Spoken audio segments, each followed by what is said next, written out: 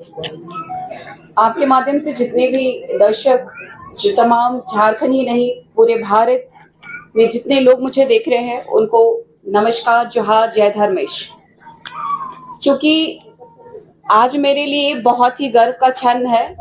मैं अकेले लड़ते आ रही थी और इस लड़ाई में हिडनली काफी लोग हमारे साथ में थे और यहाँ मौजूद भी है। हमारे समाज में जरूरत है कि एक ऐसी नई क्रांति करने की जो कि लगातार जो है इस झारखंड राज्य में आदिवासियों को दबाया जा रहा है। और मुझे बहुत खुशी हो रही है कि इस जगह में यही केंद्रीय सरना समिति के अध्यक्ष बड़े भाई फूलचंद तिर्की जी एवं समस्त पूरी टीम को मैं धन्यवाद देना चाहूंगी कि उन्होंने मुझे इस लायक समझा। और जिस तरीके से मेरे बारे में ह्यूमर फैलाया जा रहा था कि अकेले लड़की कुछ नहीं कर पाएगी, तो उनको ये बताने का और चेताने का काम किया है कि एक आदिवासी बेटी के ऊपर में अगर आप कीचड़ मारोगे या तो फिर अनर्गल किसी तरह का बयानबाजी करोगे या तो आदिवासियों का हक और अधिकार को छीनने की कोशिश करोगे, तो ये केंद्रीय सरना समिति जो कि बाबा कार्तिक उरांव जी के बनाए हुए कदमों पे और उन्होंने ही इस केंद्रीय सरना समिति का जो है गठन किया था। क्योंकि आप लोगों को इस बारे में पता है कि नहीं है मुझे नहीं मालूम, लेकिन मैं आप लोगों को बताना चाहती हूँ कि भारतीय आदिवासी विकास परिषद के नाम से पंजीकरण किया गया और ये हमारे केंद्रीय सरना समिति का गठन जो है स्वर्गीय कार्तिक उरांव पूर्व विद्वान, अभियंता, बुद्धिजीवी, सांसद, केंद्रीय मंत्री द्वारा किया गया। और इसका गठन किया गया था 12 मार्च 1970 को। और सबसे बड़ी बात है कि आज जो स्थिति बनी हुई है हमारे इस झारखंड में आदिवासियों की, काफी चिंतनीय और काफी दयनीय है। और इसी हालात को सुधारने के लिए ये केंद्रीय सरना समिति ने मुझे जो जिम्मेदारी दी है और मैं इस जिम्मेदारी का निर्वहन बखूबी करूंगी और जो हिम्मत इन्होंने दिया है और भी मजबूती से लड़ूंगी। लेकिन आज इन्होंने इस मंच के माध्यम से मेरे पिता को भी काफी सम्मान मिला है और गुमला के जिला के अध्यक्ष भी हैं। मुझे बहुत गर्व महसूस हो रहा है कि आज मेरा समाज जो है मुझे जो सम्मान दिया है और आने वाला समय में जो मजबूती प्रदान करने के लिए मुझे जो साहस के लिए जो आज स्वागत इतनी बारिश में भी इन्होंने किया, तो इन्होंने ये बताने का काम किया कि निशा भगत, आप जो कहती हैं कि आदिवासी बना नहीं जाता है, आदिवासी पैदा होना पड़ता है, तो ये इन्होंने सिद्ध कर दिया। और हमारे पूरे समाज को मैं तहे दिल से पुनः मैं अपने हृदय से धन्यवाद देना चाहूंगी कि मैं अभी तक सिंगल एजेंडे में अकेले जो लड़ते आ रही थी और जो अपमानित किया जा रहा था मुझे, आज मेरा समाज मेरे साथ खड़ा है। तो मुझे मेरे पास शब्द नहीं है कि मैं किस तरीके से इसको एक्सप्रेस करूं। ये उन लोगों के मुंह पे तमाचा होगा जो आदिवासी बेटी को नीचा दिखाने का या फिर आदिवासी समाज को आगे नहीं बढ़ने देने का जिन्होंने प्रण लिया है, ठेका लिया है, उनके लिए ये सबसे बड़ा मुंह में तमाचा है। और मेरे समाज के सभी अग्रिम लोगों को मैंने लगातार झंडा प्रकरण में भी आपने देखा कि हमारा चीरा झंडा का अपमान किस तरीके से ईसाई समुदाय के लोगों ने किया था। उस समय में केंद्रीय अध्यक्ष कुंद्रसी दीदी, आपका निरंजना दीदी बहुत ही प्रखरता से हमारे साथ में मजबूती से खड़ी रही। 1.5 महीना मैं होटल में रुकी और इन लोगों ने काफी सहयोग किया और आने वाला समय में इन लोगों ने मुझे सेफ जोन में रखते हुए एक घर में रखा है जहां पे मैं सुरक्षित रह पाऊं। क्योंकि जिस तरीके से लगातार जो हमले हो रहे हैं, सोशल मीडिया के माध्यम से गालियां दी जा रही है और मुझे मारने की जो धमकी दी जा रही है, तो इसको ये जो मेरा समाज जो है मुझे अभी तक बचा के रखा है और जो ताकत दिया है इन लोगों को, आने वाला समय में बहुत ही बड़ी चेतावनी देने जा रहा है ये आदिवासी समाज। 14 तारीख को सभी विभिन्न समुदाय के लोग, 13 तारीख को सभी आदिवासी संगठन के लोग जो बैठक करके कुर्मियों को और मैं तो पहले ये तय करे कि ये कुर्मी है कि कुर्मी है, और ये पहले तय करे कि वो क्षत्रिय है कि आदिवासी है।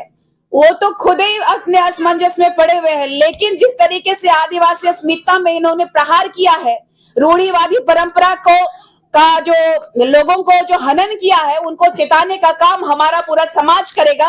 और आप लगातार देख रहे हैं कि निशा भगत जो है बोलते जा रही है, तो कब तक बोलेगी? तो ये अंतिम सांस तक बोलेगी और उन सबको बोलेगी, चाहे वो यहाँ राज्य का मंत्री हो, विधायक हो, सीएम हो, चाहे यहाँ के प्रशासनिक पदाधिकारी हो। और हमारा अभी नेक्स्ट कदम होगा कि किस तरीके से सूर्य नारायण हांसदा का प्रकरण जो हुआ और कैसे उनको फर्जी तरीके से उनका एनकाउंटर किया गया, तो इस पे भी आदिवासी बेटा जो शिक्षा के नाम पे, विकास के नाम पे हमेशा लगातार अपने क्षेत्र में आवाज उठाने वाला बेटा को भी न्याय दिलाने का काम ये केंद्रीय सरना समिति करेगी। और जब तक हमें सूर्य नारायण हांसदा, एक आदिवासी बेटा जो रूढ़िवादी परंपरा को मानने वाला बेटा को न्याय नहीं मिल जाता है, तब तक हम लोग चैन की सांस नहीं लेंगे। आज से यहीं से शुरू होती है, तो आपके माध्यम से इस राज्य के पुलिस पदाधिकारी हो, चाहे इस राज्य के जितने भी सरकारी नौकर जो कहा जाएगा, सरकारी काम करने वाले पदाधिकारी जो वाकई जनता के हित के लिए बिठाया गया है, जनता के पैसे का ये लोग दुरुपयोग कर रहे हैं, इनको चेताने का काम किया जाएगा। और सबसे बड़ी बात और एक है कि हमारी जो अस्मिता, रूढ़िवादी परंपरा, हमारी संस्कृति को और भी निखारने के लिए हम लोग जद्दोजहद करेंगे, ताकि हमारा जो समाज है सिर्फ और सिर्फ किसी पार्टी की रैलियों में ना दिखे या तो फिर किसी कार्यक्रम में बस ना दिखे। हमारे जो समाज को एक अलग पहचान दिलाने के लिए मैं पूरी कोशिश करूंगी कि ये रूढ़िवादी परंपरा, आदिवासी जनजाति के हमारे समाज के सभी वर्ग के लोगों को अच्छी शिक्षा मिल पाए, उनका विकास हो पाए। आज भी कई गांवों में हमें स्वच्छ पानी पीने को नहीं मिलता है, वो पानी पीने के लिए पदाधिकारियों को मुहैया कराने के लिए उनको डंडा करने की आवश्यकता है। और आज राज्य के स्वास्थ्य मंत्री इरफान अंसारी जी को भी बताना पड़ेगा कि आदिवासी समुदाय के लोगों के यहाँ स्वास्थ्य केंद्र खुलवाने का हम लोग प्रयास करेंगे। हमें यहाँ रिम्स 2 नहीं चाहिए नगड़ी में। रिम्स 2 नगड़ी पे अगर बनेगा तो हम लोग इस बार जिस तरीके से नदी पार करके बहुत कठिनाइयों से जाने के बाद लोगों ने जिस तरीके से हम लोगों पे गलत इल्जाम लगाते हुए केस किया है, और ये लोग सोच रहे हैं कि आदिवासी समाज के लोग डर जाएंगे, तो इन लोगों की भूल है। आदिवासी समाज न किसी से डरा है। ये इतिहास है कि भारत की आजादी में भी हमारे भगवान बिरसा मुंडा जी का बहुत बड़ा हाथ रहा है।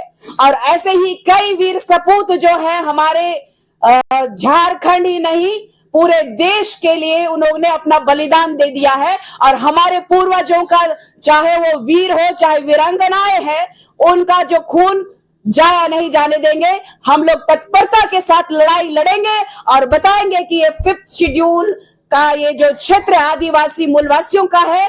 और सबसे बड़ी बात है, इन कुर्मियों को उनकी जगह और उनका स्थान दिखाने का काम हम आदिवासी करेंगे। धन्यवाद। आदिवासी जो फूट है, एकजुट होने के लिए क्या करेंगे? अभी मैंने बताया कि 13 तारीख को आपने देखा होगा कि आदिवासी समाज के लोग आज से नहीं, भारत की आजादी में भी अहम भूमिका रही है। वैसे ही इस बार जिस तरीके से तोड़ने का प्रयास किया गया था, तो ये आदिवासी बेटी हर वर्ग के लोगों को, जो भी अलग अलग संगठन बना के चल रहे हैं, सबको जोड़ने का काम करेगी।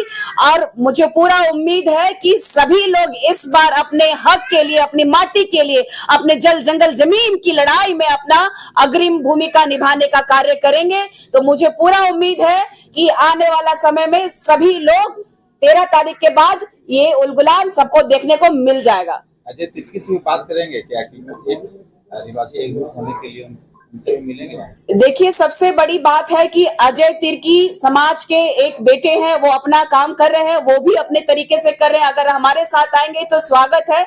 हम लोग जो है, दिल जो है बहुत बड़ा है, हम लोग का दिल बहुत बड़ा है। वो अगर किसी भी तरह से आदिवासी बेटी को अगर गलत बोले, अगर आज वो बहन कह रहे हैं, अपना अगर पश्चाताप कर रहे हैं कि एक आदिवासी बेटी को उन्होंने इस तरीके का जलील किया था, तो हमारा दिल उनसे बड़ा है और हम लोग जो है संवैधानिक तरीके से लड़ाई लड़ेंगे और उनका जो उन्होंने जो कर्म किया है उनकी सजा भी मिलेगी। लेकिन एक मंच पे हम लोग जरूर आ सकते हैं, क्योंकि कभी भी कोई गलत किया है तो उसको छोड़ते भी नहीं है हम लोग।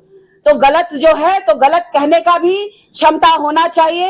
तो इसीलिए स्वागत है सभी का, और हम लोग भी जाएंगे और उनसे भी बोलेंगे कि जितने भी समुदाय के लोग हैं कि हम लोग एकत्रित होकर के आदिवासी लोग लड़ाई लड़ेंगे, चाहे वो कुर्मी हो। अभी हमने देखा है कि एक मुस्लिम समुदाय के लोगों ने भी, अंसारियों ने कहा कि आदिवासी बनाया जाए, तो हम लोग उनको भी जोरदार जवाब देंगे। आज ही मैंने पोस्ट किया था कि कहीं से माध्यम से मुझे आदिवासी रामगढ़ की ही टीम से मुझे मिला कि अंसारी भी चाहते हैं अनुसूचित जनजाति में आने।